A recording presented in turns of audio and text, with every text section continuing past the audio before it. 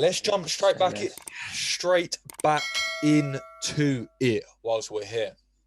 So Yes. let's have a little. Well, first, how you been? I guess for those that haven't Yeah, seen. all right, mate. Yeah, I mean, I saw you earlier, but I'm good. How you doing? You have to lie for the cameras. I have to do the Yeah, I ain't introduction seen you in ages, mate. for the fans. Yeah, yeah. For the No, fans, good. our watchers. Since earlier, good, mate. Since earlier. Well, you had a you had a pretty exciting little what's the word? What should I call? Not meet Encounter, maybe? encounter. That's what I'm looking for. You had a little Yeah, exciting encounter this week in the did. mixed martial arts, not just like Yes. as well. Yes, living the life. For those that know, don't follow me on Instagram, firstly. What are you doing? But yeah, I got to train with James Smith and it was actually good. We did a wrestling class and a bit of no-gi together, a bit of no-gi. So yeah, it was fun. Good experience. He's a unit, good wrestler. I was gonna say because I asked you a little bit earlier for those that don't know because I know you said you had to play it like you didn't know when you got there. I would have done the same I thing. played it cool. We know he's a purple belt, right? And I know you Yeah. said you did wrestling. Did you say you did jiu-jitsu as well? Some jiu-jitsu as well. Yeah, so we did How a legit is his wrestling purple belt? class. How purple is his belt? Well, this is it. So I did a wrestling class, and his takedowns were good. He knew what he was doing, obviously. But then I did the jiu-jitsu class. I was going to roll with him, but then he got summoned by another purple belt via a black belt to roll with him. So I was kind of outsourced a bit. But the guy said he was good. He's legit. And like for a big guy, often you find big guys are like a little bit spazzy, but he's not super technical. Like would rather win technically than like spaz out on you with Strength 97 improvement, kilograms. Yeah. submissions, and whatnot. Yeah, I don't. It's no surprise that his wrestling is quite decent as well because he's from quite a strong rugby background, isn't he? So that's Yeah. that element's already there. But yeah, nice. Well, let's get into it then. Last weekend because slyly, I don't want to say it went under the radar, but I think everyone didn't realise until they sort of recapped it how good last week's card actually was. I mean, Juiciness. yeah, I mean, there was Juiciness. pretty much everything you could have asked for, really, on one thing. I mean, we had flying knees, we had crazy knockouts, Yeah. we had submissions against submission artists. Obviously, we had the big upset as well. So, yeah, what do you think of last Yeah. week or last Yeah. No, Saturday? and yeah. Last week. Yeah, it was good. Good card from start to finish. Usually like those cards you look forward to sometimes not disappoint, but you know what it's like. You get your hopes up and kind of under deliver a touch, I will say. But this one didn't. It was good from start to finish. Some good finishes. That's huge for Luque. Huge for That's win what for I was- Luque. He's now in the mix for sure. That was Yeah, probably the biggest. Well, obviously the interim title, but I'm sure we'll get into it. But yeah, Luque was the standout man for me. yeah. I think in terms of, I mean, it's so difficult to say because there were actually so many. But in terms of shock factor, I think the biggest shock factor definitely on Mm, that card was Luque. I mean, because the thing was as well, which was crazy, is Michael Chiesa's game plan was going exactly to plan. Like everything he yeah, wanted to do was going perfectly to a T, and literally the tiniest lapse in concentration, whatever you want to call it. yeah. And he was saying as well, I was watching his interview earlier, and he was saying he drilled he didn't say he took it for granted his darts because you know Luque's got a good dart stroke, but he just said he felt confident from that position that he could, Yeah, you know what I mean, he could use his jiu-jitsu to escape it. So it wasn't like he underestimated it, but it just shows you how strong it is at the top of that division. And yeah, it's an interesting one. But I guess in talking about Saturday's card, what it flows quite nicely. sometimes you just get caught. What yeah, well shit. I didn't know if it lagged a little bit then. We good? Yeah, there we go. As I was saying, yeah, No, I think it did. No, we're good though. I was going to say it flows quite nicely into this man stole a lot of headlines on Saturday. Not TJ Dillashaw, Jose Mm. Aldo. But the reason I'm saying TJ Dillashaw obviously is because where does that leave Jose Aldo next? Because he had a very good performance as well. I need that fight in my life. I need that fight in my life. Fun fact, you know this, but other people might not. Aldo's actually younger than Dillashaw. That's a crazy stat, right? It's ridiculous. That's such a weird stat. It's because he come around the scene when he was like 19, 20, wasn't he? Yeah. So even though he's been around for literally decades, and they were talking about him the other day, and I would never want to say a bad word against Bisping, but in the commentary, he kept saying he was saying about Munoz's him being younger and him being they were the exact same age down to 2 days. Yeah. I think Munoz was born on the 9th and he was born on the 7th of September, but the fact that they were the same age was just crazy. I mean, in fight years, I guess Aldo's probably 140 or something, however that works. In dog years, yeah. Yeah, literally is. Yeah. Dog fight years. I think if you're a bantamweight though, like, if Aldo's below you in the rankings, fuck fighting him. For Dillashaw, I think that's a hard matchup, a really hard matchup. Like, he's already not guaranteed a title shot, but like that's the direction he's heading. But like anyone below him will be like, yeah, I'll fight Aldo, but only if you have to, sort of thing. Do you know what I mean? He's a tough night out. Like, you're not coming out of that one unscathed unless your name's Conor McGregor. And the problem with Jose Aldo at the moment for other people is where his ranking is he's not the main fight on any of these cards. So they're all 3 rounds. And over 3 rounds, he looks incredible at the moment. His hand speed was... Park fighting 3-round Aldo. Do you know what I mean? 3-round Aldo's a real thing as well. Do you know what I mean? Yeah. Like a full Camp Masvidal. I mean, that didn't go too well for full Camp Masvidal. Yeah. No Camp Masvidal. Bald Ortega. Yeah, Bald Ortega. Like, there's a lot to be said about a 3-round Aldo, but yeah, I think TJ's the only fight that really makes sense. And like what you said, TJ realistically in Dana White's ideal world, he had 2 fights, probably back to the title shot, and Aldo probably needs another one as well. So yeah, you know what dead I mean? Line up. You've got to remember though, Dillashaw's out as well. But this is what I was going to say. The only thing I was thinking is it depends how long it takes TJ to sort of heal up for at the moment, because he was he was quite battered, wasn't he, the last fight? I mean, he had one eye, one leg. I think he had foot going into that. So you got to think that he's going to be keen to get back to it though. He wants to be active after that long layoff. You know what he's like. He'll be like out of it, trying to get back. Yeah. But he's a dog. Yeah, their schedules might align. It might be a case of like, late in the new year they might get it on, I reckon. That's what I'm hoping for, because the Jan Sterling fight's end of October. So once that sorts itself out, and then let's say that we've got TJ Aldo in the new year, like January time, then that probably leaves next. We're planning a very, very far down the line, but it leaves us the new contender maybe like next May sometime. But bantamweight, it runs deep in bantamweight. It runs very, very deep. Yeah. And Rob Font's floating around as well. Do you know what I mean? So he's a spare part. Yeah, Fob Runt. Why does that sound better as well? It just does. Don't you think? Rolls off the tongue. Fob Runt. Yeah. He needs to get a fight. But that's the thing. He's the spare part, because you've got the only fight really there is for him, fighting above him would be Corey. So I think that's a serious fight. Yeah, I think Corey takes Make that 100%. That's what I'm saying, and I think he can then fight. The thing is though, if he wins that, he obviously will want to fight for the title next. But whoever win out of, if TJ wins, he'll get the title shot next for sure. If Aldo wins, maybe they'll sideline him for one more. Against the winner of. And I reckon Sandhagen wants that Sterling loss back for sure. Oh yeah, 100%. He said about it before. 100%. Wants to win a beach. Yeah. Up there. Yeah, it's shit. But what can you do? Yeah, bantamweight's good, and I feel like none of them have really fought each other. There's so many different combinations of matchups that you're like, oh, we could do that. And like O'Malley's not even ranked, bearing in mind. Well, he might be now, but like he's not even. Like, he's just an X factor as well. I don't think he is at the moment either. This is it, and you got Cody going back and forth. Like, it's arguably one of the best divisions. I'd love to know what people think, but like you could make an argument for it. So comment below what you think. But I'll probably put it out there that it maybe is the best division. 100%. In terms of like depth.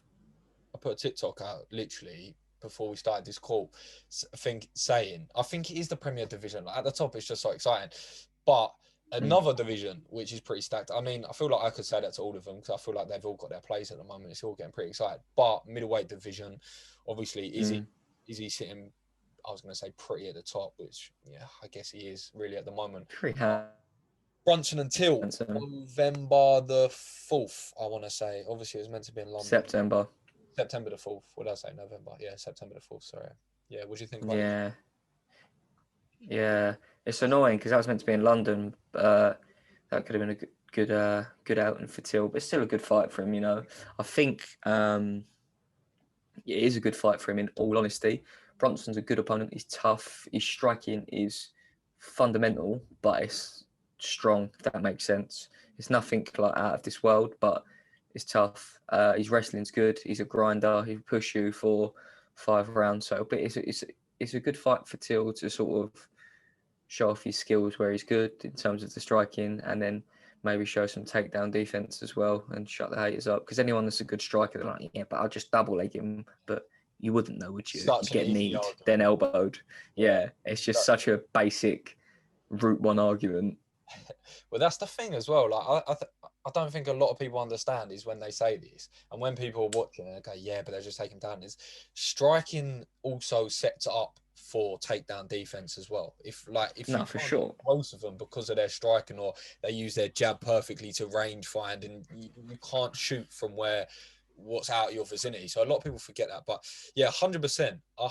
What you forget about Brunson as well, what I certainly forget is, I mean, even though he's quite funny online, so it's not like a presence thing, but I just forget where he is sometimes in that division. Like, he's sitting in 5th, and yeah, I don't know. Maybe it's just because Izzy's Izzy, but like, when I think of Brunson, I know he had that fight with Holland, which is relatively fresh in my mind, but I do just think about him losing to Izzy. That maybe it's because I've seen that sort of fight several times, but he's been on a 4-fight win streak since then. So, and that, it's bad as well, because like he stopped. We didn't stop. He stopped the hype of like Shabazian and shit, you know. So like I feel like the term gatekeeper is somewhat disrespectful, but it's kind of what it is, right? Like, he's floating there. It's like, if you get past him, then you're fucking legit, you know. Not that Till's not legit, but he's that guy, and I don't know if he wants to be that guy, but that's kind of what the situation is. Like, you need to be able to beat a Derek Brunson if you want to win the belt. It's funny you said this, because like this is one of them things, like some people take it very, very disrespectfully. Oh, you're a gatekeeper, and I get why. But if you actually have a look at it on paper, I mean, he's as gatekeepery as gatekeepers get, because he's, like you said, he has good wins, but also if you have a look at most of his losses recently, so you've got Izzy, Bobby Knuckles, Anderson Silva, so you can sort of see that, and I mean, there's no shame to losing to any of those, but you can sort of see that he's the best of the rest, but he sort of, it looks like on paper and from what we've seen that we've sort of seen him reach like his maximum potential. Do you see what I mean? When it steps up, he can't beat that upper echelon. Yeah, exactly. So when you're talking about, because they are the elite of the elite, you're talking about Anderson Silva, Robert Whittaker, and like Adesanya and people like that. Like, they are, like you said, the upper. Pretty elite.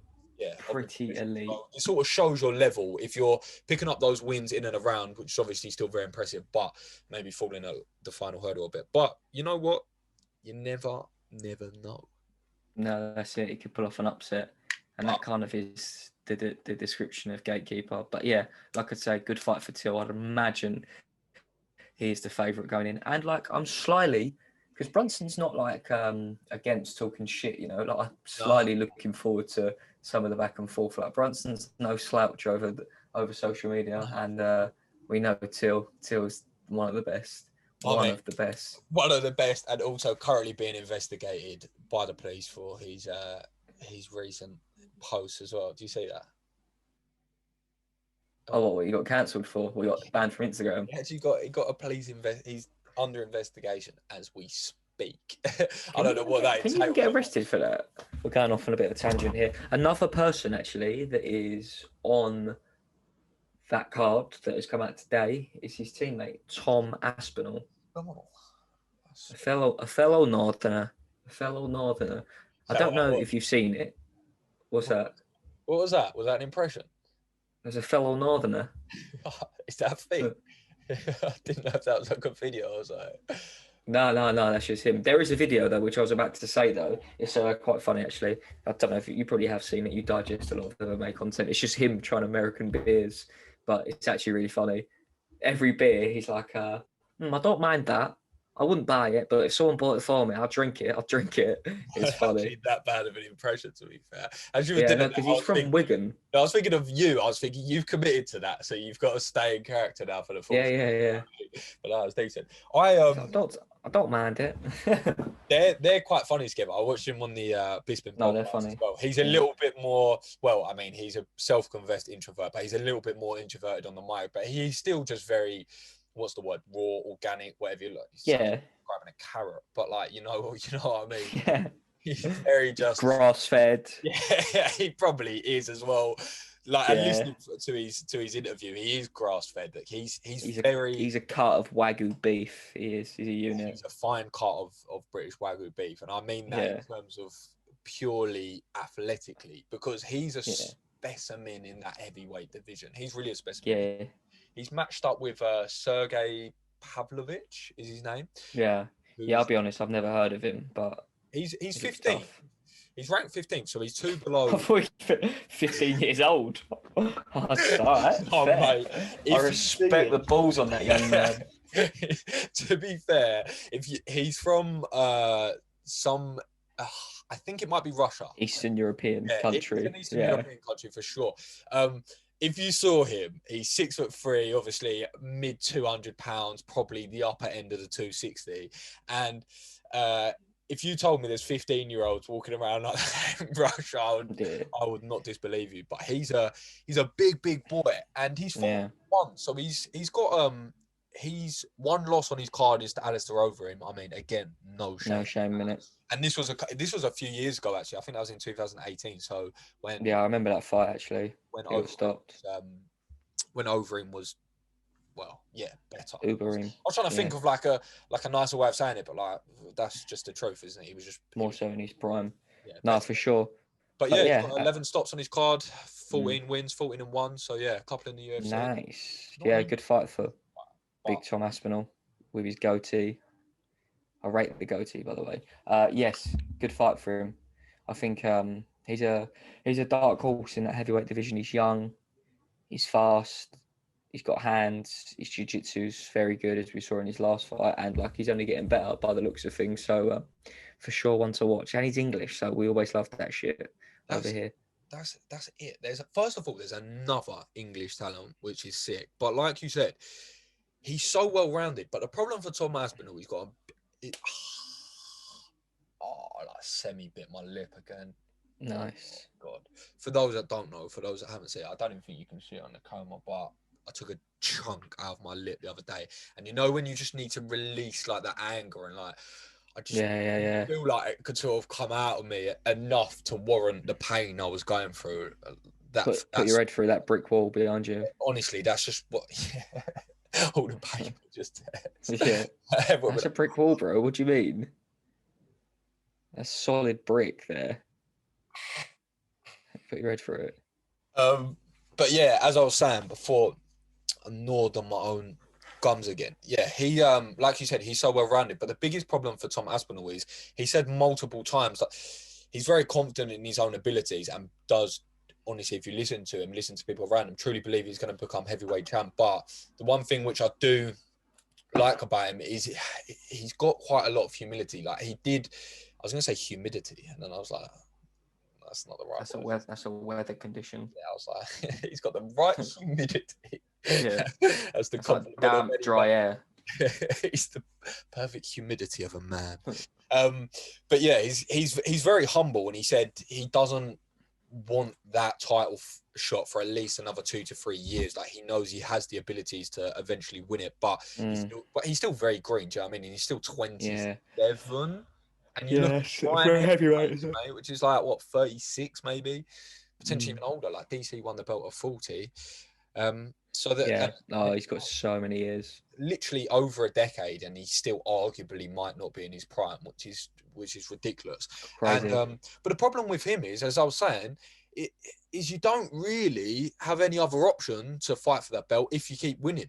So he had Arlovsky his last fight. Was it his last fight? Yeah, I think that was his. Yeah. And then you've obviously got you got Sergey now, which is 15th, and I know obviously he won't move anywhere in the rankings, but there's not a ton of fighters between him and then the sort of the Stipes and the Derek Lewises. You got Rosenstruck It's just 6 and him sitting at 12, 13. So there's not just a ton. small pool heavyweight. That's exactly it. So if he's to win this fight and then maybe 2 more in a year, end of next year, Yeah. let's say he wins 2 more, he's got no. And I know we're getting very far down the line, but yeah. I mean, there's worse problems to have. I'll just keep fucking winning fights. yeah, don't get me wrong. No, it's not an issue, but yeah, I know what you mean though. He's still young. It's a situation of that sometimes. Like you're so good that you can't fight outside of the UFC because you'll just not get fights, or you'll put on organised fucking manslaughter in front of people. Oh, yeah. Do you know what I mean? I think he still wants to fight in the UFC, but I just think when people are asking him a lot of questions, like for sure, because the question that you will always get if you're in the heavyweight division is Francis. Like no matter where you do against him. How do you reckon you do against him? You scared of him? Like, Yeah, do you know what I mean? Yes, I am. How do I answer that without just saying yes? Complete lying. Yeah, that's what it is, isn't it? They always ask the question. I'm like, are you telling the truth? No. They're like, I'd fight him tomorrow. I'm like, oh, I wouldn't. Yeah. But yeah, heavyweight's getting exciting, to be fair. Heavyweight's good. Like, you've got a few young guns like that. But yeah, who else is on that card? Is there someone else confirmed on that September 4th? I can't remember off the top of my head. I'm going to have a look. Yeah, I cannot remember off the top of my head. I know obviously their head, like that's so annoying that he's in London as well, because we were literally playing, we wanted all the English boys, didn't we, on that one card and try and stack it out. Yeah, that would have got attended. Is Paddy fighting on November the 4th? When's his date? He's got a date. September the 4th. I don't know. Keep saying November. Yeah, no, so far we've just got that Charles Air Jourdain. Do you remember him? Yeah, that got announced today, actually. Yeah, he's on the card against Lerone Murphy, another English guy, trains out of Manchester top team. And I don't know these other two fellas. So yeah, it's not overly stacked. I like that Air Jourdain, though, to be fair. Every time I've watched him fight, he's really exciting. And I mean, he's exciting. Jourdain, do you know what I mean? And he got his black belt recently as well. He's got his black belt. I don't know if you saw that. Nice. Someone got a black belt on Saturday for flying kneeing someone. I'm like, all right, respect, you got your black belt, but that was not jiu-jitsu. Yeah, I thought at the same time, all I could think was, did they just want to award it to him when he won a UFC fight, because that's just a really good feeling with it seemed like the right moment. Yeah, like, to be fair, I mean, it isn't the right moment to award a black belt, but it's the right moment to award a black belt. Yeah. Flying knee KO'd someone and you get your black belt. Yeah, you know what it's like. Well, I don't know what it's like. I mean, no, not at all. Not at all. Either of those. Getting a black belt after a flying knee knockout. Yeah, no, I can't relate. But yeah, I can imagine. You just think, fuck it, I'm giving him this. I don't give a fuck. I'll probably do the same. But he knocked him out. But he was the fella. That was the Manel Cap who came in 4 pounds overweight, so he couldn't get the get the bonus either. Yeah, right, DC told him straight as well. Yeah. Not a man that usually has to worry about coming in overweight. To be fair, watching DC at light heavyweight, do you ever think it's just ridiculous? Like, I think he looks comical. I think he looks so tiny. Yeah, he gets light in it. Yeah. When he's fighting John Jones, I just find it just looks like Honey, I Shrunk the Kids, like DC version. Because obviously, he's a big boy. Do you know what I mean? He looks good. He's eating good. He's just built like that. Do you know what I mean? He's just a unit of a man. He's a unit. But yeah, one more person I wanted to talk about from last weekend's card is Rafael Fiziev. He had a good performance. It was a good fight, actually. So he kind of won the first two, but he gassed out a little bit. But he's another one at 55 that you're like, you're fucking decent. You are decent and very exciting. What did you think of it? I thought of this. Michael Chiesa has the same agent as Fitzeve, Yeah. and Chiesa's that guy. He wouldn't. I wish it was like Conor McGregor who had the information, because you would have been given it cold hard facts. But how many fights do you reckon got turned down from Fitzeve? Pretty much all above him as well. A good few. 8. Go on. 8 fights. Scandalous. So Scandalous. he's literally on the cusp of that sort of 10 to 15. I can't remember where he's sitting, but he may have just entered the ranking. So let's say he was like sort of around that 14 mark before. There's 8 people above him in that lightweight division that said no. Yeah. I can't blame him, to be fair. Nah, neither. You know, it's yeah, he's a tough opponent. Like, you need to be some form of elite grappler. You don't really want to be standing with that guy. I mean, Bobby Green did. He did a good job of it. If that was a 5-round fight, it's an interesting. I'd say probably, it's a much yeah. But like, it's like shoulda, coulda, woulda. You know. 100%. I think the judge that had that 30-27 was smoking crack, because he didn't win that last round. He for sure didn't win that last round. And I mean, I've definitely had him winning, don't get me wrong, but 30-27 I did not. And I think there wasn't a lot of chance for them to make too many mistakes, the judges, because there was so many finishes. Yeah. But that was the one on the card that I've seen a little bit of backlash about. And I mean, it was only one round. But anyway, yeah, I think Bobby Green deserves a bit of a shout out, because, mate, the thing I can't stop thinking is just how your forearms are conditioned. Those body kicks that he was just blocking with his forearms, or those sort of high kicks and whatnot that he was just sort of blocking off with his forearms. It's like it's a bat. Like a bat to like a punching bag. Is a baseball bat like a punching bag is the best description of his body kicks, and he just took so many of them, and he felt that the next day. Oh, for sure. But he's a vet. Do you know what I mean? He is a vet in definition of. That's it. He's a company man. He put on a good performance. Everyone he fights, he gives a good fight. Do you know what I mean? So if you ever need someone to A, step in, B, give you a good scrap, and C, it's like a bit like it's a bit like a Nate Diaz, really. Do you know what I mean? Just not as much name value. Obviously, not as much notoriety. But yeah, no, Fitzeve was impressive. Sure. Fitzeve was impressive, and it was good to get another 3-round fight as well, because that's just experience. Before he gets a win, he gets 3 rounds. No, for sure. Like to finish. Do you know what I mean? But yeah, good performance, I think. He'll learn so much from that, and he'll get better. His maybe his striking won't get much better, but like his pacing, his wrestling, defense, and stuff for these people that are going to try and take him down when he gets to that upper echelon. But like again, he's at 55. That's fucking interesting. Like, imagine him versus Tony Ferguson, him versus Hooker, him versus Dariush, him versus RDA, Makachev, Ali Quinter. Yeah. I'm listing names. You name it. Like, any one of those, I will fucking watch that. Fitzeve. And he called out Hasbullah after. I watched that as well. Yeah, he did call out. I watched that as well.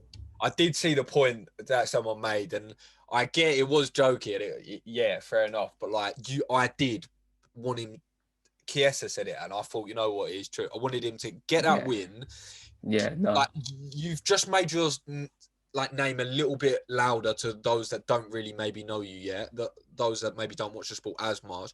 Come out here and just put pressure on someone to say, yeah, if you've got 8 no's, 8 people have said no to you, put pressure on someone to say, like, Dariush ain't booked up. Be like, Beneil Dariush, I want you. Yeah. Like, do you know what I mean? You got to try.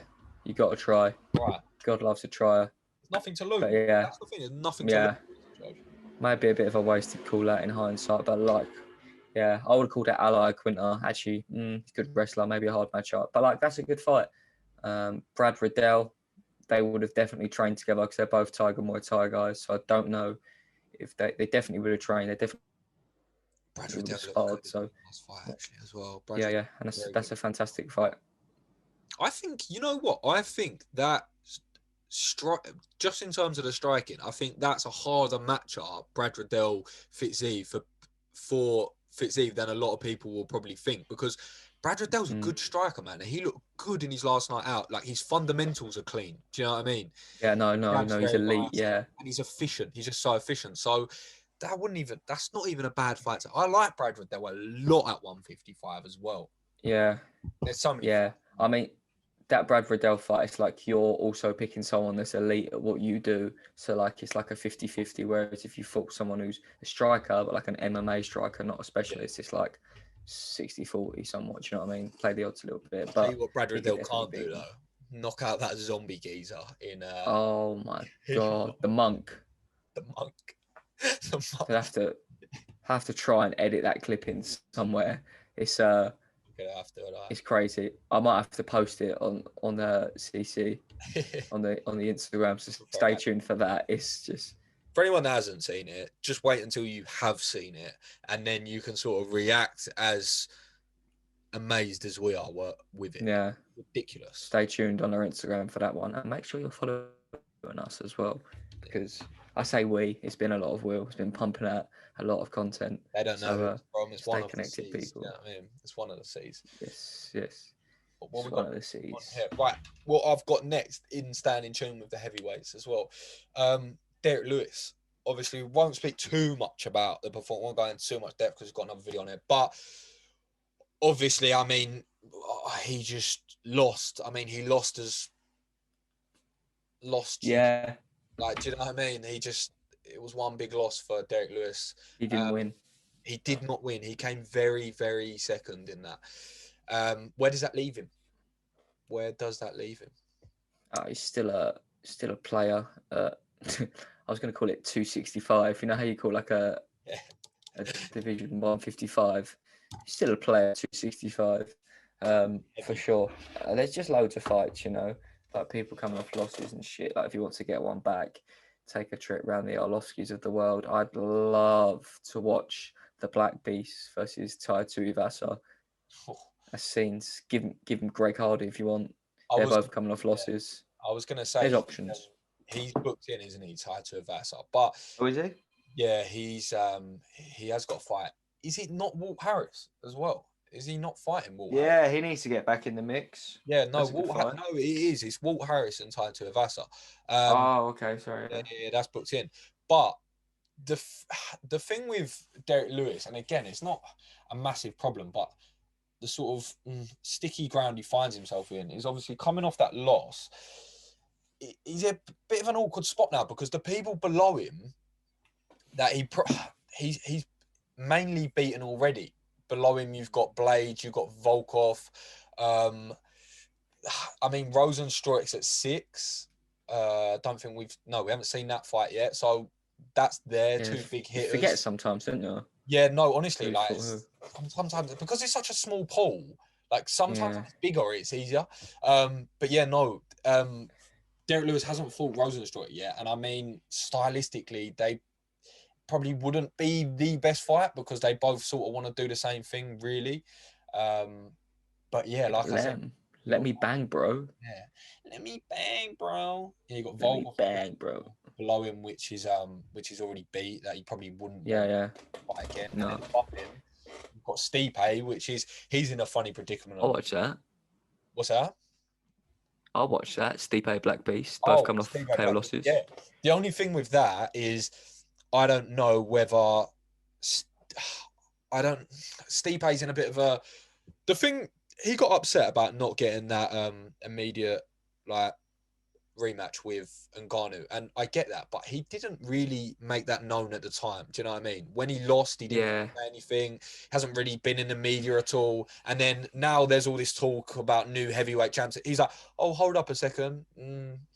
You have a perfect valid point of being the most successful heavyweight and being 1-1 with Ngannou. You probably do have that, but your lack of media presence has made you a lot less relevant at the moment. Yeah, he needs to put it out there. We can't like come to you. Do you know what I mean? But I don't know. I saw something of Stipe the other day that he might go 1. I know he was commenting on their Instagram thing. I don't know if that was more like smoke and mirrors, but yeah, the comment was about him getting the UFC. I don't think it was about him moving over, even though it was on the thing, because that's when he said about not getting a rematch, which I do agree with. But then you have the whole dilemma of John Jones as well, which is Yeah, shit. You almost forget. will work into this situation. So, Yeah. It's an interesting one at heavyweight. There's a lot of pieces, and like people outside of it. It's all interesting. I love seeing it all unfold. I really do. But I kind of want answers now. So Dana, if you're watching, just comment below all the I guess future we've matchups, got please. I guess the good thing about the heavyweight division is we've 100% got Ngannou and Garn Yes, as a we have fight. So at least we know. clarity at the top. Yeah, we've got clarity at the top there, so we'll have an answer there, and then it's just where do they go from there? And then you're talking about the Stipes and the John Joneses, because I don't think John Jones wants to come back unless he's fighting for a title. In fact, I'm pretty sure he made that very clear. And I don't really think Stipe would probably want to come back unless it's for the title as well. And he's got very good grounds to probably get that title shot. You don't want to go in there with a Derek Lewis, do you, really? If you've got to win one fight to get back into a title fight? Not massively. It's a big risk. It's a massive risk, especially for Yeah. I mean, Stipe wins that fight more times than not, but Yeah. it's the game you play with Derek Lewis, and Yeah, he wants the belt. yeah, for sure. I don't think Stipe to execute what Khan did the other night. For Stipe, I think obviously we don't have a choice. You let the Garn and Ngannou fight play out, and you take the winner of that, and you kind of hope that Garn wins that, because I think Garn's a better matchup for Stipe than Ngannou is. I think Stipe, I don't think will be faster than him, but like we'll be able to match him in terms of speed. And Garn's not got the same one-hit power that Ngannou's got. He's got like more volume. Like Ngannou's just got disgusting one-hit quitter. So I think he can afford to play the game a little bit more. But yeah, that's an interesting little trio. I don't know where John Jones is going to slide into that, but what do you think? Here's a hot take. Here's a wild take. You know what I think? You know who I think wins? I honestly do believe that Cyril Gane beats them both. I'm not saying that 10 times out of 10 he beats both, but I think he beats Ngannou in the title fight, and I think if Stipe goes in there, I think he beats Stipe as well. I think Gane's toughest fight will probably be John Jones. I think stylistically that will be his hardest matchup, and it is interesting. That gets made. Yeah, that's exciting. Because I think Francis beats John, Francis beats Stipe. Gane could beat Francis, but John beats Gane. So I agree. It's interesting, right? It's mad. Styles massively make fights. Try and stay with that one, people. Yeah, that's a pure. If you need to rewind that and play it back and let me know if you agree. Also, comment below how you think it's all going to unfold. We love it. So yeah, it's an interesting dynamic. It's like massively Styles make fights. I love it.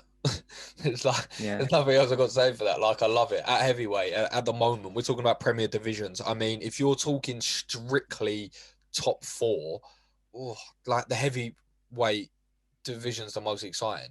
Like, facts. There's no argument there.